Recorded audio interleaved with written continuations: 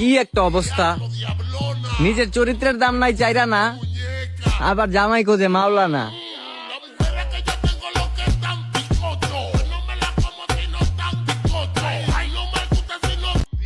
তুমি যতই ব্যথা দাও, আমি তো হাইসাই যামু, হাসতে হাসতেই একদিন বইরা দিমু।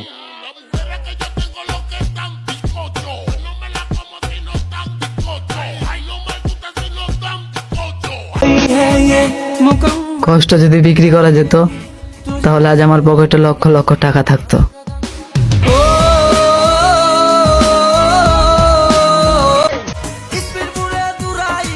গোরা গোরা চোখ তোমার, কি সৌন্দর্য হাসি, তোমার বাড়ি চট্টগ্রাম ফোনি মনত লাগি খুশি।